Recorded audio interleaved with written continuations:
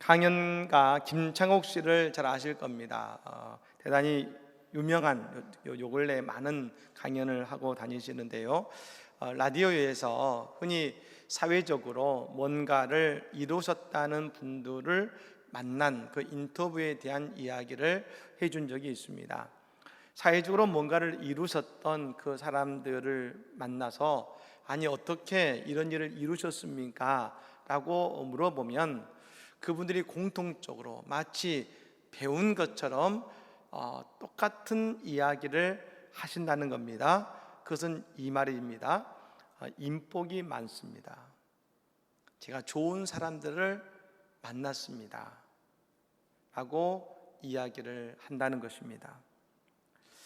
여러분들은 어떠십니까? 오늘 내가 어떤 일을 이루어 가는데 좋은 사람들을 많이 만나고 있다고 생각하십니까? 아니, 여러분이 누군가에게 정말 필요한 좋은 사람이 되고 있다고 생각하고 계십니까? 오늘 우리는 우리를 성공케 하시고 우리의 길을 인도하실 한 분을 다시 만나게 됩니다. 그분은 바로 예수 그리스도이십니다. 혹 내가 예수님을 잃어버리고 계십니까? 오늘 이 예배 가운데 함께 하시는 예수님을 통해서 우리의 삶에서 이루시고 세우시는 주님의 놀라운 은혜를 함께 경험하는 복된 은혜의 삶, 또 그런 은혜로운 예배가 다 되시기를 예수님으로 간절히 축복합니다. 아멘. 오늘 말씀은 너무나 우리가 좋아하고 잘 외우는 말씀입니다. 오늘 7절과 8절의 말씀이죠. 우리 같이 한번 읽어보겠습니다. 읽습니다. 구하라 그리하면 너희에게 주실 것이요 찾으라 그리하면 찾아낼 것이요 문을 두드리라 그리하면 너희에게 열릴 것이니 구하는 이마다 받을 것이요 찾는 이는 찾아낼 것이요 두드리는 이에게는 열릴 것이니라. 아멘. 여러분, 예배는 모든 성도들에게 이 말씀대로 이루어지는 은혜가 있게 될 줄로 믿습니다. 저는 오늘 이 본문을 묵상하면서 특별히 오늘 이 말씀이 믿음의 사람들과 믿지 않는 사람들을 나누는 구분점이라는 생각이 들었습니다. 또한 더불어서 어쩌면 우리가 신앙생활을 한다고 하면서 우리가 정말로 신앙생활을 잘 하고 있는가에 대한 물음이 오늘 본문의 말씀이라는 생각이 또한 들었습니다. 그것을 이렇게 말합니다. 하나님께 구하고 있는가? 우리가 기도하고 있는가? 너무나 당연한 말 같습니다만 믿지 않는 사람들도 하나님이 누군지는 압니다. 하지만 그들은 하나님을 의지하거나 기도하지는 않습니다. 당연하죠. 근데 여러분, 안타까운 것은 하나님을 믿는다고 말하면서도 하나님을 의지하지 않고 하나님께 무언가를 간구하지 않고 구하지 않는다는 것입니다. 왜 구하지 않을까요? 구할 수 있다는 것은 뭘 의미합니까? 진정한 믿음의 관계요, 신뢰의 관계가 있어야만이 구할 수 있는 것입니다. 저는 오늘 본문에서 예수님께서 구하는 자와 그것을 응답하는 자의 하는 사람의 관계를 아주 정확하게 표현해 놓고 계신다고 보는데요. 그 관계는 어떤 관계냐면 아버지와 아들의 관계입니다. 오늘 본문 9절의 말씀을 같이 한번 읽어봅니다. 9절입니다. 너희 중에 누가 아들이 떡을 달라 하는데 돌을 주며. 아멘. 여러분, 아버지는 어떤 분입니까? 늘 그 아들에게, 자녀에게 좋은 것을 주는 분이시죠. 근데 여러분, 예수님은 이것을 오늘 강조하고 싶으신 겁니다. 하나님은 너희의 아버지시다. 그럼 가슴에 손을 얹고 한번 따라해 보실까요? 하나님은 나의 아버지시다. 할렐루야. 아멘. 자녀를 키울 때 부모의 기쁨이 뭘까요? 그것은 자녀가 기뻐하는 것입니다. 아이들을 키울 때 부모님들이 가끔 뭘 사주죠. 근데 부모님이 볼 때 별로 필요도 없는데 아이가 살 때가 있습니다. 그때 얘기하죠. 아니, 너 이거 별 필요도 없는데 이런 걸 뭐하러 샀어? 라고 말할 때가 있습니다. 근데 여러분, 신기한 것은 그 부모님이 얼마 후에 또 똑같은 것을 또 사줍니다. 왜 사줄까요? 이유가 있습니다. 아이들이 그것을 사고 기뻐하는 것을 보았기 때문입니다. 부모의 기쁨은 다른 게 아닙니다. 자녀들이 기뻐하는 것을 보는 것입니다. 근데 여러분, 만일 그 아이가 그 아버지에게 아버지, 전 아무것도 필요치 않아요. 저 과자도 안 먹겠습니다. 저는 아버지에게 부담 드리기도 싫고 아버지께 피해 드리고 싶지도 않아요. 그리고 아무것도 요구하지 않습니다. 여러분, 이것이 아버지와 자녀의 관계인가요? 아니라는 것이죠. 이것은 바른 관계가 아닙니다. 이것은 자녀가 부모에게 하는 말이 아닙니다. 남의 자녀들이 친구, 부모님께 할 수 있는 말일 수는 있지만, 여러분, 하나를 받아도 조심스러워하는 것, 하나를 받아도 부담스러워하는 것, 그것은 여러분 부모와 자녀 간의 관계가 아니라는 겁니다.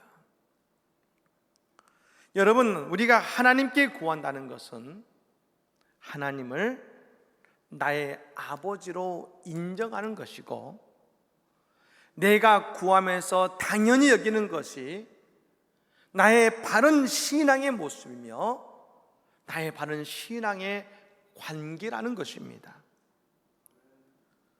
여러분, 지난 한 주 하나님께 구하셨습니까? 혹시 지난 한 주 아무것도 구하지 않다가 오늘 하나님의 성전에 나오진 않으셨습니까? 여러분, 그러면 하나님이 우리에게 이렇게 말씀하실 것 같아요. 내가 너의 아버지 맞냐? 내가 너의 아버지 맞아?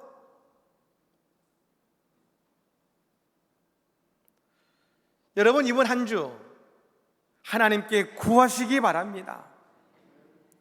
하나님께서 우리의 기도를 응답하실 뿐 아니라 우리가 구하며 하나님께 부르짖을 때 하나님이 나의 아버지로 느껴지는 은혜의 시간이 될 줄로 믿습니다. 오늘 본문의 성도의 기도에 대한 말씀입니다만, 저는 본문을 묵상하면서 한 가지 의문이 들었습니다. 그것은 오늘 예수님은 구하고 찾고 문을 두드리라 하셨는데 이게 과연 어떤 의미를 가지고 있을까? 우리가 그냥 구하면 주신다라고 끝내면 좋을 것 같은데 왜 이렇게 말씀하실까? 그리고 이 속에는 어떤 의미를 담고 계실까? 당연히 무엇인가가 채워지고 응답받는다는 말씀이기는 하시지만, 동시에 이 말씀 속에 주님이 정말로 우리에게 주고자 하시는 또 다른 그 깊은 메시지는 무엇일까? 한번 묵상해 보면 좋겠다는 것입니다. 예수님께서는 이 땅에 오셔서 그분의 공생애를 시작하시면서 분명한 목표가 있으셨습니다. 아니, 하나님께서 예수님을 이 땅에 보냈을 때 하나님은 분명한 목표와 목적이 있으셨습니다. 그것은 바로 우리들의 구원이었습니다. 예수님의 모든 말씀은 곧 우리의 인생의 구원을 말씀하셨고, 예수님의 기적은 예수님께 나오는 사람들의 구원을 이루시기 위한 도구였습니다.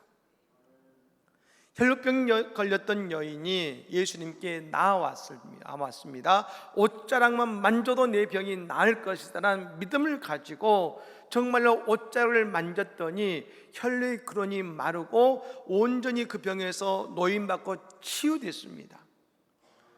여러분, 예수님이 그 여인의 믿음을 보시고 뭘 주셨습니까? 그 병 나음을 통해서 그 여인에게 구원을 주셨습니다. 여러분, 오늘 예배하는 우리에게도 예수님께서는 우리의 구원을 위해, 구원을 이루시기 위해 일하고 계시다는 것입니다.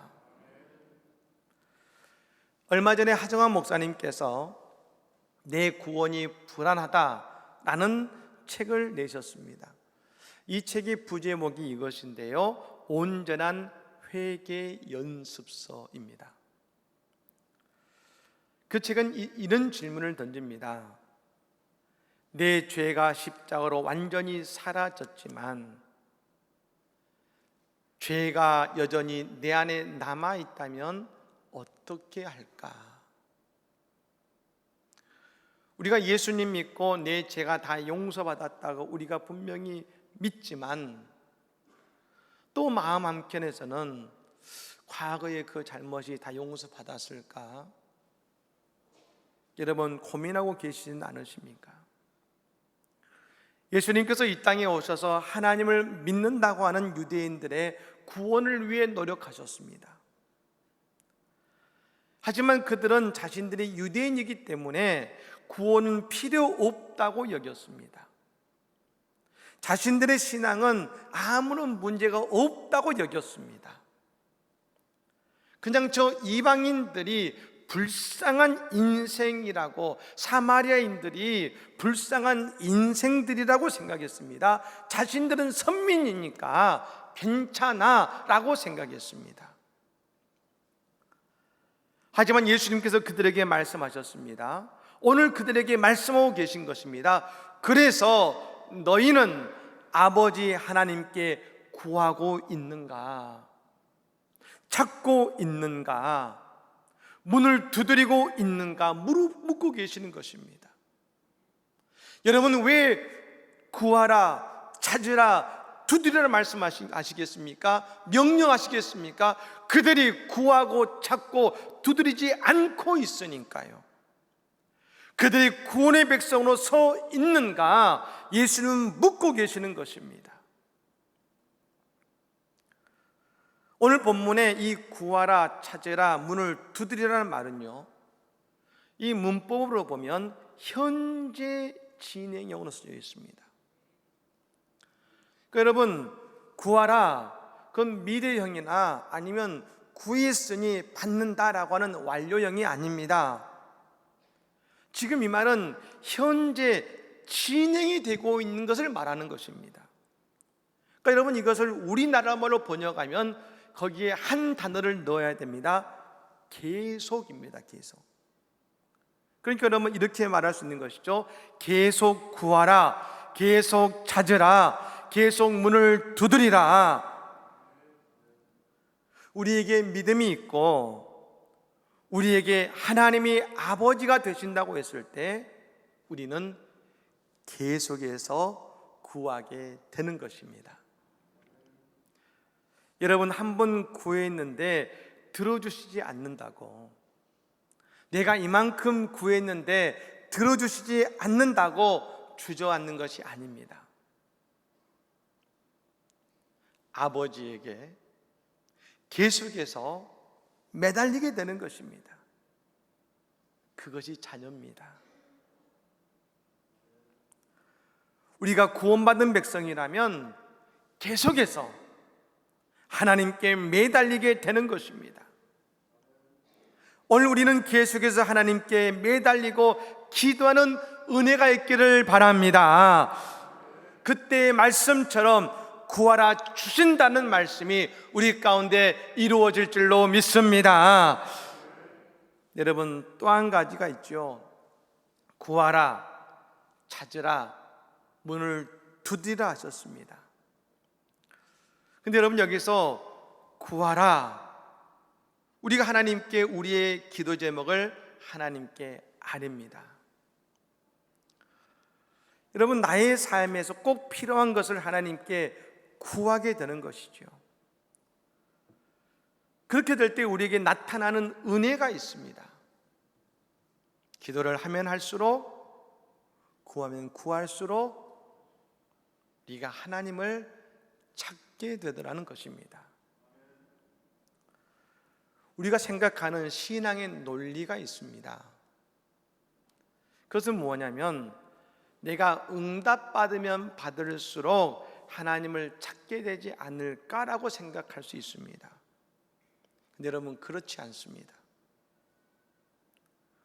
우리가 구하면 구할수록 하나님을 찾게 됩니다. 우리의 기도가 중요한 이유가 여기에 있는 것입니다. 우리가 기도하면 기도할수록, 구하면 구할수록 하나님을 바라보게 되기 때문입니다. 아이가 말입니다. 아버지에게 무언가를 요구했습니다. 아버지, 이거 사주세요. 그 요구할 마음이 있습니다. 사주기를 바랍니다. 여러분, 그때 아이는 누구를 바라봅니까? 아버지를 바라봅니다. 계속해서 아버지를 찾고 아버지를 살핍니다. 한번 요청했는데 말씀드린 것처럼 아니야, 이건 사면 안 돼 라고 했다 할지라도 그때부터 내가 원하는 걸 갖기 위해 아버지를 살피고 계속 아버지에게 집중합니다. 아버지는 언제 들어오실까? 아버지 지금 기분은 어떠실까? 아버지에게 관심이 갖게 되는 것이죠. 사랑하는 여러분, 우리가 기도하면 기도할수록 우리에게 더 깊이 다가오시는 분이 바로 하나님이신 것을 여러분 믿으시기를 바랍니다. 여러분, 그렇게 하나님을 찾게 되면 우리에게 하나의 관문이 있게 됩니다. 여러분, 그 관문이 뭐냐면 바로 구원의 문이 우리에게 다가온다는 것이죠. 여러분, 문은 무엇이냐면 새로운 세계로 들어가는 것을 말합니다. 똑같은 이 땅의 공간에 있는 것 같지만 문이 있으면 새로운 세계로 들어갑니다. 우리가 여러분 집에 들어갈 때 문을 열고 들어가지 않습니까? 험난하고 경쟁의 세상에 있다가 집의 문을 열고 그 집으로 들어가면 나를 위로하고 내게 안식을 주는 집이라는 공간으로 들어가는 것입니다. 교회의 문을 열고 우리가 교회에 들어오면 죄악된 세상에서 하나님의 은혜의 성전의 공간으로 우리는 들어오게 되는 것입니다. 여러분, 문은 뭡니까? 새로운 세계로 들어가게 만드는 것입니다. 즉, 우리가 하나님께 구하고 그래서 하나님을 찾게 되었을 때에 우리는 무엇을 만나냐면 하나의 문을 만나게 되는 것입니다. 그리고 우리가 그 문을 만나서 하나님께 나아갈 때에 하나님은 그 문을 열어주신다는 것입니다. 여러분, 그때 우리 인생이 변화됩니다. 내가 구하는 것 때문에 일이 일비하는 인생이 아니라 그 주님이 여시는 문 속에 들어가 은혜의 세계 속에 들어가서 내 앞에 펼쳐진 은혜의 자리, 구원의 문 안으로 들어가게 된다는 것입니다. 여러분, 그 문을 누가 여실까요? 예수님이 여심을 믿으시기를 바랍니다. 여러분, 11절 말씀 같이 읽어볼까요? 본문 11절의 말씀을 같이 읽겠습니다. 너희가 악한 자라도 좋은 것으로 자식에게 줄 알거든 하물며 하늘에 계신 너희 아버지께서 구하는 자에게 좋은 것으로 주시지 않겠느냐. 아멘. 오늘 예수님 말씀하십니다. 아버지가 좋은 것으로 자식에게 주지 않겠느냐? 우리 주님은 좋은 것을 주심을 믿으시기를 바랍니다. 그럼 예수님이 생각하시는 가장 좋은 것이 무엇이겠습니까? 우리의 구원인 줄로 믿습니다. 구원받은 인생, 하나님의 아버지가 되고 나는 자녀가 되는 인생, 하나님의 은혜 안에 거하는 인생, 아버지 하나님의 품 안에 거하는 임마누엘의 인생이 되는 것. 여러분, 그 인생의 문을 우리 주님이 여시지 않겠습니까? 오늘도 우리가 기도하는 성도들에게 주님이 그 문을 열고 계십니다. 그 문에 들어가 주님과 함께 먹고 마시며 임마누엘의 은혜를 경험하기를 예수님을 간절히 축복합니다. 1914년도에 어니스트 세클턴이라는 대장과 27명의 대원이 남극해 그리고 남극 횡단을 도전했습니다. 여러분, 1914년이기 때문에 장비도 배도 다 열악했겠지요. 그런데 그 도전에 갔던 배가 그 얼음 바다에 갇혀서 1년 3개월을 갇혀 있었습니다. 그곳에 그 대원들이 모두 다 갇혀 있었는데요, 그리고 사람들은 생각했습니다. 그 남극에 들어가서 누구도 살아남지 못하겠구나 하고 구조할 생각도 하지 않은 것입니다. 근데 그곳에 있던 이 세클턴이라는 대장과 2명의 대원이 이 나머지 대원을 살리기 위해서 작은 구명정을 타고 1000km의 바다를 건너서 대원들의 생존 소식을 알립니다. 여러분, 말이 바다죠. 얼음으로 된 곳이죠. 여러분, 그리고 이 1년 반 동안에 그 살아남은 그 대원들을 무사히 구조해 와서 그들은 영웅이 되었다고 합니다. 근데 훗날에 이 세클턴 대장이 함께했던 그 2명의 대원과 이야기를 나눕니다. 그 사우스 조지아 섬을 지나갈 때 힘들었지. 36시간의 그 얼음덩어리 산을 넘어갈 때 우리 너무 힘들었지. 그런데 나는 그때 희한한 체험을 했어. 누군가 우리와 함께 있는 같았어. 우리는 분명 셋이었는데 넷이 그 자리에 있었던 것 같았어. 그 자리하고 나머지 2 대원도 말합니다. 대장님, 저도 그 산을 넘을 때 또 다른 누군가가 우리 옆에 있는 것 같은 이상한 생각이 들었습니다. 저도 그랬습니다. 절망적인 상황에서 이 세클턴과 27명의 대원들을 지켜준 것은 주님이 함께 하신다는 믿음이었을 뿐 아니라 그들이 구하며 기도했던 그 기도의 응답 속에 주님이 그들을 향한 구원의 문을 여셨다는 것을 믿으시기를 바랍니다. 사랑하는 여러분, 예수님께서 오늘 우리에게 가장 좋은 것을 주시기 위해 예비하고 계십니다. 예수님께서는 우리를 만나주시고 우리와 동행하시기 위해 우리가 이 땅에서 고통받고 아파하는 것이 아니라 주님의 구원의 문을 지나 이제 구하는 것에 좌우되는 인생이 아닌 주님과 함께하는 새로운 인생을 살아가는 그 은혜를 우리에게 주고자 하시는 것입니다.